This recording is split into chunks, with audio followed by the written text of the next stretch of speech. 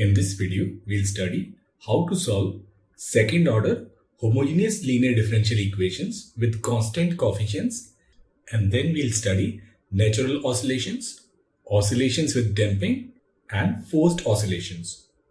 Now in first order differential equation, we know that a linear equation in y is represented by dy by dx plus pxy, and it is equal to qx, or we can write y dash plus pxy, and it is equal to q as a function of x. And we know how to solve it. For this, we take an integrating factor, which is e to the power integration of p dx, and then we write this solution as y into e to the power integration of p dx, and it will be equal to this integral q into this integrating factor e to the power p dx and plus c. This is how we solve linear differential equation in order 1. Now, if we look at linear differential equation in order 2, this equation can be expressed as y double dash plus pxy dash plus qxy, and it is equal to some r as a function of x. Now this equation is linear differential equation in second order. Now if in this linear differential equation we take this rx as 0, then the equation we'll get is y double dash plus pxy dash plus qx, y equals to 0, and this equation is second order homogeneous linear differential equation. So it is homogeneous linear differential equation in order 2. Now if we take these functions px and qx as constants, then we can write this differential equation as y double dash plus ay dash plus by equals to 0, and this differential equation is homogeneous linear differential equation in order 2 with constant coefficients. So basically in this video, we'll be solving such questions. Now this differential equation, it is very important in mathematics as well as physics and engineering applications. So we'll study it in a lot of mechanical and electrical vibrations. Now we'll learn how to solve this differential equation. Now we know that a homogeneous differential equation in first order, y dash plus ay equals to 0, it will have a solution of the form e to the power minus ax. So basically from here we'll get an idea that maybe one of the solution to this equation is y equals e to the power lambda x. So what we'll do is we'll substitute this y in this equation and we'll try and find value of lambda.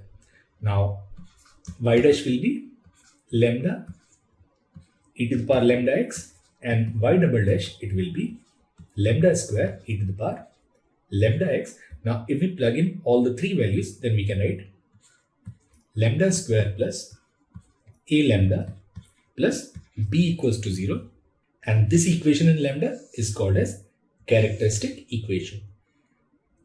So for this homogeneous second order linear differential equation with constant coefficients, we'll find this characteristic equation, and if we solve this characteristic equation, we'll get two values of lambda. So values of lambda will be minus a plus minus under root of a square minus 4b upon 2. So suppose one of the values is lambda 1, which is minus a plus under root of a square minus 4b by 2, and we have lambda 2, which is minus a minus under root of a square minus 4b by 2. Now depending on this discriminant, a square minus 4b, we'll have three cases. Case 1, when it has two distinct roots. Case 2, when it has two equal roots, and the third case when it has a complex root. So we'll deal with the three cases. Now in case 1, when we have two distinct roots,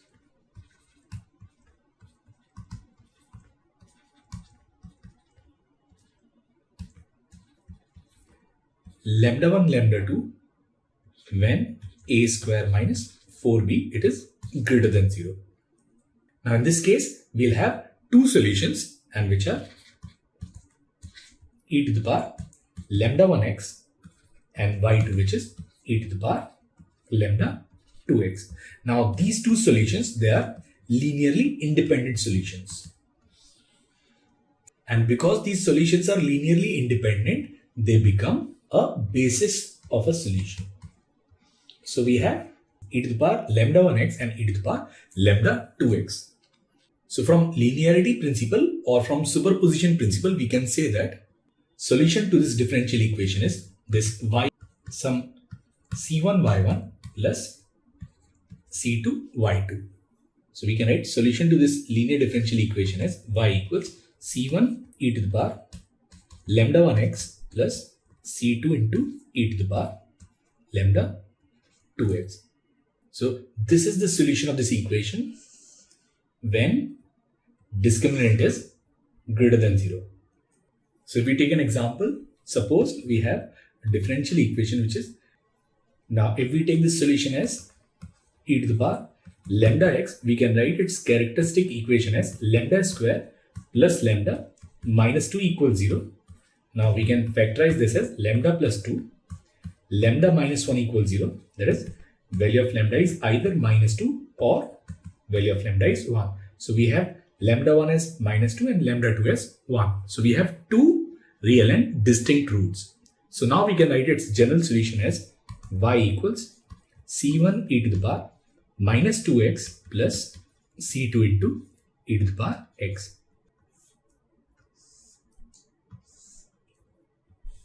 And that is the answer to this question. Now we'll take up this second case when the roots are real and equal. Now if the roots are real and equal, in that case a square minus 4b, it is equal to 0. So in this case we have lambda equals lambda 1 equals lambda 2 and it will be equal to minus a by 2. So we get one of the solution, and one of the solution is y1 equals e to the power minus a by 2x. Now challenge in this question is how to find this other solution. Now in this case, one of the solution is known. We need to find another solution to obtain a basis, and for this we'll use a technique called as reduction of order. So what we'll do is we'll set that y2 is u into y1. Now we need to determine this function u. Now y2 dash, it will be u y1 dash plus u dash y1, and y2 double dash, it will be u y1 double dash plus u dash y1 dash plus u dash y1 dash plus u double dash y1, or we can write this as u y1 double dash plus 2 u dash y1 dash plus u double dash y1, and that's your y2 double dash. Now this solution, it must satisfy the equation. So we'll get y2 double dash plus a y2 dash plus by2 equals 0. Now y2 double dash is u y1 double dash plus 2 u dash y1 dash plus u double dash y1 plus a, and y2 dash is u y1 dash plus u dash y1 plus b, and y2 is u y1, and it is equal to 0. Now we'll collect terms of u double dash, u dash and u. So it will be this y1 into u double dash plus 2y1 dash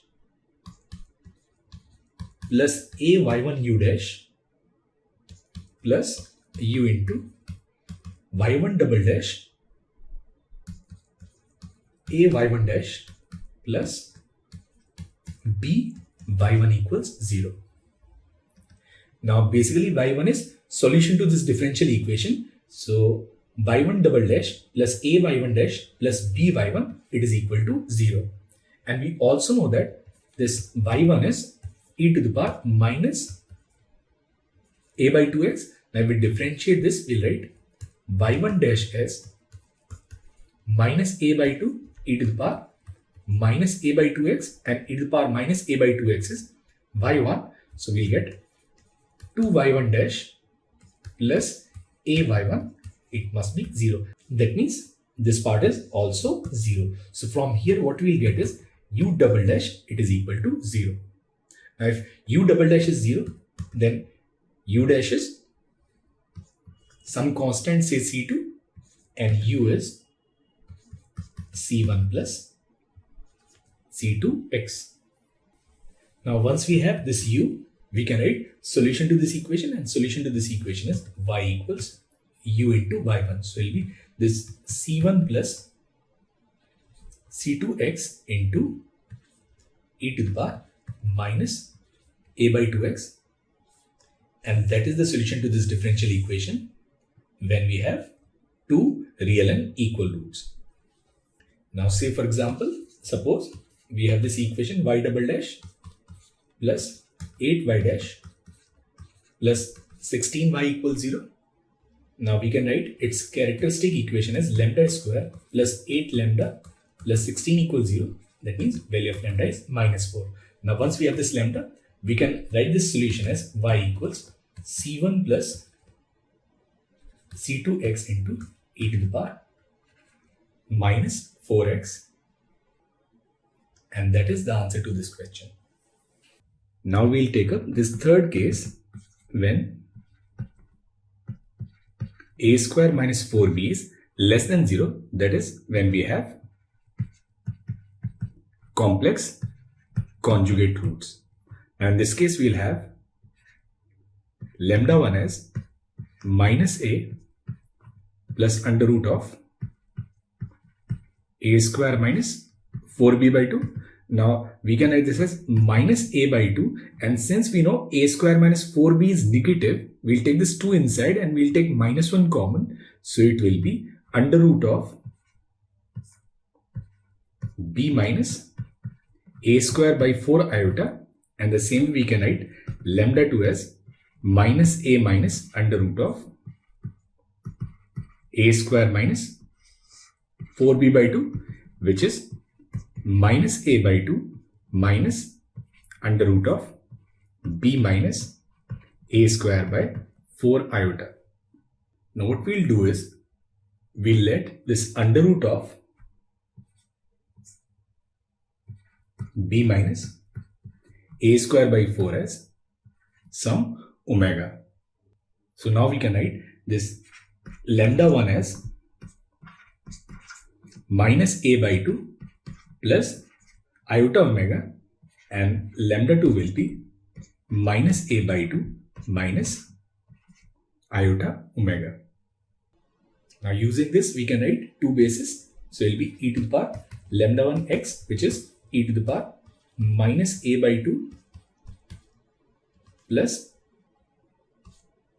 iota omega x, which will be e to the power minus ax by 2 into e to the power iota omega x, which is e to the power minus ax by 2 into cos omega x plus iota sine omega x. In the same way we can write e to the power lambda 2x, and it will be e to the power minus a by 2 minus iota omega x, and it will be e to the power minus ax by 2, and here it will be e to the power minus iota omega x, which is cos omega x minus iota sine omega x.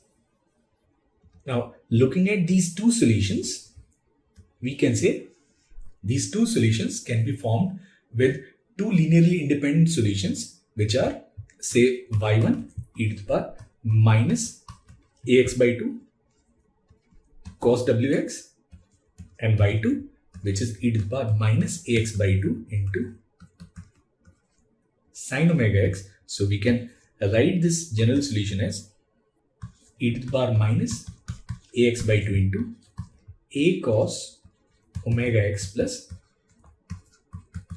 b sin omega x. And this is the solution to this equation in this third case when we have complex roots. Now say for example, we are given that y double dash plus omega square y, it is equal to 0. We'll get lambda square plus omega square equals to 0 as characteristic equation. So here lambda will be plus or minus iota omega. So in this case, this y will be e to the power 0x into a cos omega t plus b sin omega t, or solution to this equation will be y equals a cos omega t plus b sin omega t. Now we'll discuss spring mass model. So we have the spring which is attached to a mass, say m. Now in this state, the system is in static equilibrium where gravity is balanced by extension in the string. Now at this state, suppose we displace this mass by a vertical displacement y, then the spring force minus ky, it will act on the system, and this force, it is represented by my double dash, or we can write this as my double dash plus ky equals 0, which is homogeneous linear differential equation in order 2 with constant coefficients. Now if we write its characteristic equation, it will be m lambda square plus k equals 0, or lambda equals plus minus under root k by m.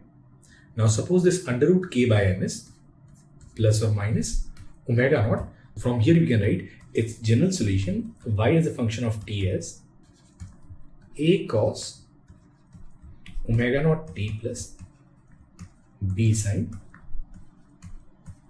omega naught t, where omega naught is under root of k by m. This is the case of undamped oscillations, and this motion is called as harmonic oscillations.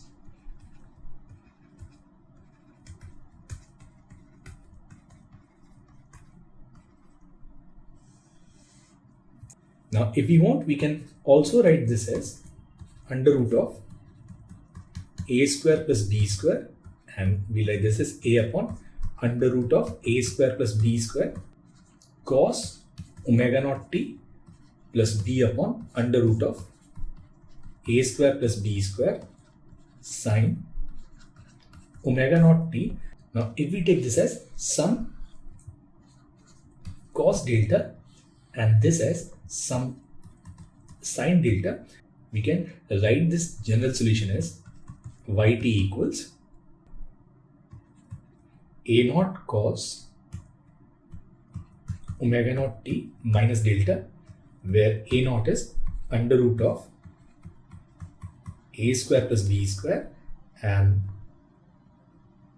tan delta, it is equal to b by a, which basically is a shifted cosine curve. Now what we'll do is we'll add damping in the system.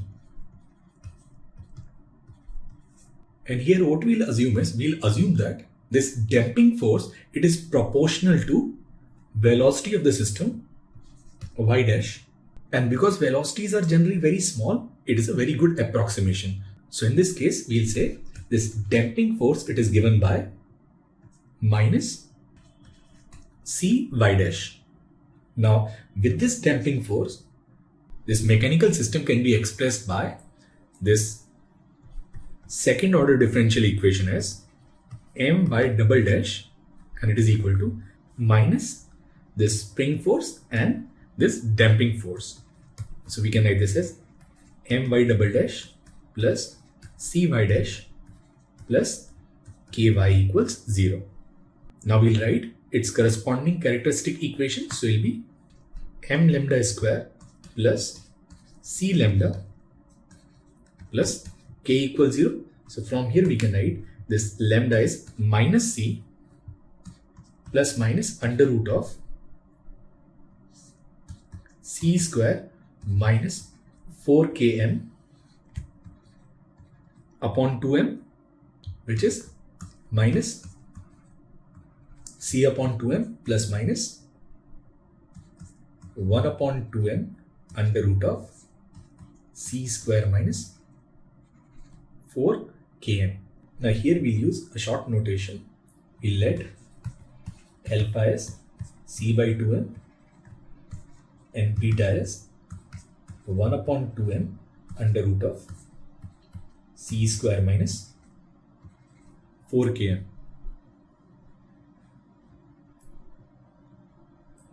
So now we can write this lambda 1 as minus alpha plus beta and lambda 2 as minus alpha minus beta. Now again, depending on this value of c square minus 4km, we'll have three separate cases. Case 1, when c square minus 4km, it is greater than 0. In this case, we'll have two distinct roots, lambda 1 and lambda 2, and this is the case of overdamping.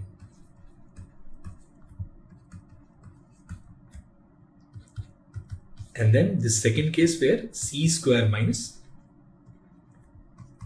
4km equals 0.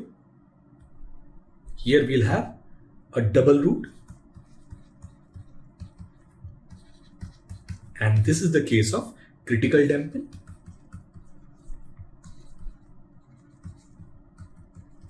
And finally we have this third case when c square minus 4km, it is less than 0, and in this case the roots are complex conjugates.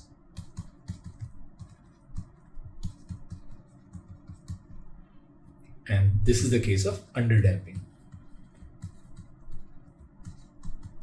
So depending on the discriminant of this equation, we'll have three cases of overdamping, critical damping and underdamping. Now we'll discuss this first case of overdamping. So in this case 1, where we have c square minus 4km as greater than 0, we'll have overdamping, and in case of overdamping, we'll have this solution as yt equals c1 e to the power lambda 1 t plus c2 e to the power lambda 2 t, where lambda 1 is minus alpha plus beta and lambda 2 is minus alpha minus beta. So it will be this c1 e to the power minus and then alpha minus beta t and plus c2 e to the power minus alpha plus beta t.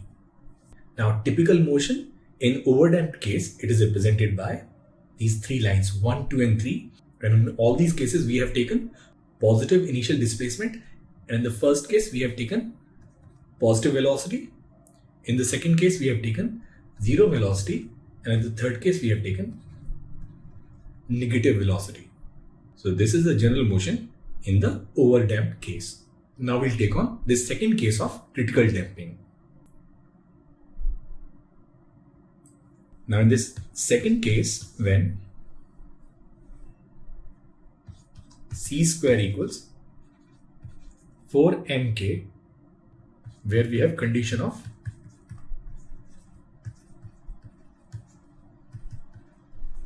critical damping, in this case both lambda 1 and lambda 2, they are equal to minus alpha and value of beta is 0.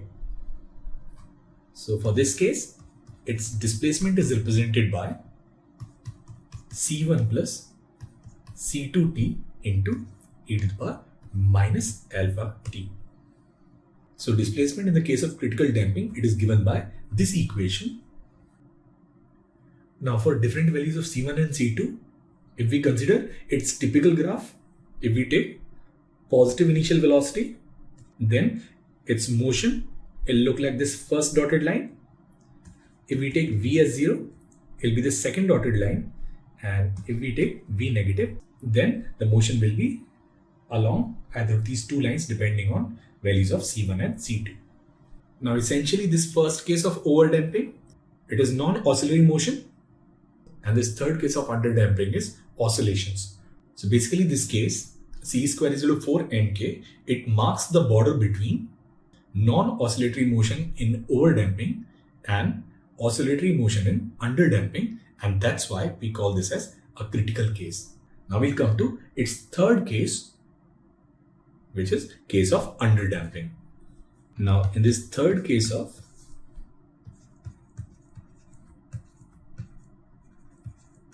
underdamping, the condition we have is C square minus 4 mk, it is less than 0.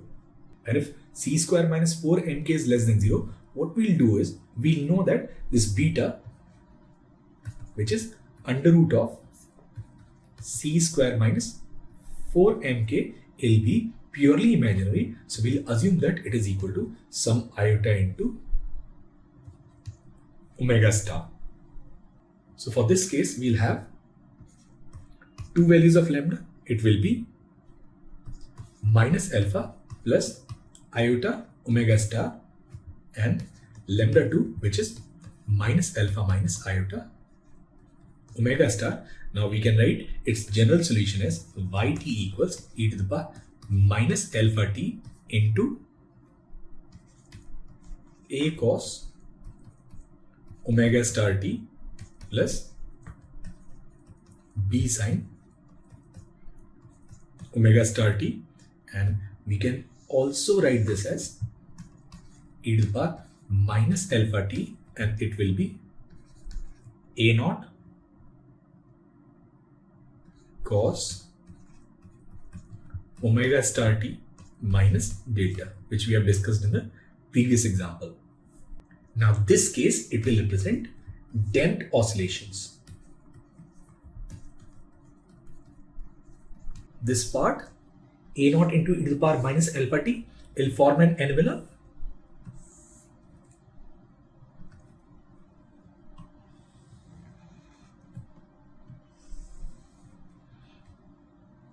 And this cosine part will make an oscillatory motion. So in this case, we'll have these damped oscillations. So essentially this third case is still an oscillatory motion where this amplitude is decreasing according to this envelope a naught e to the power minus alpha t. So these are the three cases possible in case of damped oscillations: overdamping, critical damping, and underdamping. Now there is one more condition possible in oscillations, and that is forced oscillations.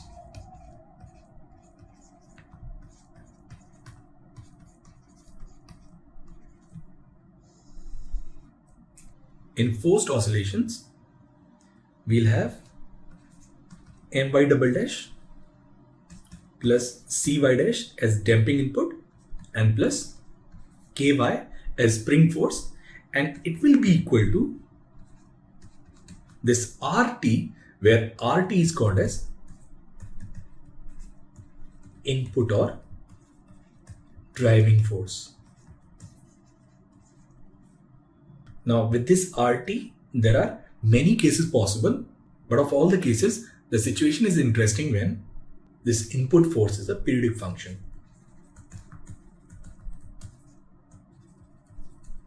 So what we'll do is, in our case, we'll assume this driving force as some cosine function. So let it be f naught cos omega t. So now we can write this differential equation as my double dash plus cy dash plus ky, and it will be equal to f naught cos omega t. Now general solution for this equation, my double dash plus cy dash plus ky equals f naught cos omega t is sum of general solution of my double dash plus cy dash plus ky equals 0, which we have already studied in the previous section. And let us say this solution is yh, and then there will be this particular solution when we have this deriving force, and let that solution be yp. We can find this yp by the method of undetermined coefficients, and we know that since it is sinusoidal function, this ypt, it should be of the form a cos omega t plus b sin omega t. Now if we differentiate this, we can write y dash as minus a omega sin omega t plus b omega cos omega t, and y double dash will be minus a omega square cos omega t and minus b omega square sin omega t. Now we substitute it in this equation. We can write m and minus a omega square cos omega t minus b omega square sin omega t plus c, and will be minus a omega sin omega t plus b omega cos omega t plus ky will be a cos omega t plus b sin omega t, and it will be equal to f naught cos omega t. Now what we'll do is we'll take cos omega t together and sin omega t together. So we'll write this as this a into k minus m omega square. So it will be this a into k minus m omega square plus bc omega into cos omega t, and the same way we can write it for sin. So it will be this b into k minus m omega square minus ac omega sin omega t, and it will be equal to f naught cos omega t. Now we compare cos and sin, then we get two equations which are a into k minus m omega square plus bc omega. It will be equal to f naught and b into k minus m omega square minus ac omega will be equal to 0. Now from here we have to find the value of a and b. So basically these are two linear equations. From the second one we can write b as ac omega upon k minus m omega square, and we'll put it in this first equation. Then it will be a, we'll take common, and it is k minus m omega square plus c square omega square upon k minus m omega square, and it will be equal to f naught. So basically this a, it will be f naught into k minus m omega square upon k minus m omega square whole square plus c square omega square, and if we put a here, we'll get this b as, now in this case k minus m omega square will cancel, so we'll get f naught c omega upon k minus m omega square whole square plus C square omega square. If we take under root K by M as omega naught, which is natural frequency of the system, then we can replace this K with M omega naught square. So now we can write it as A equals F naught M into omega naught square minus omega square upon M square omega naught square minus omega square whole square plus C square omega square, and value of B will be F naught C omega upon M square omega naught square minus omega square whole square plus C square omega square. Now once we have the value of A and B, we can write general solution YT as YHT plus YPT, where YHT is general solution of homogeneous equation and YPT is particular solution of this forced oscillations. And for further analysis, if you want, you can work out condition of resonance in undamped force oscillations, where we'll take C as 0, and we can find damped force oscillation when C is greater than 0. And this is how we study oscillations using second order differential equations.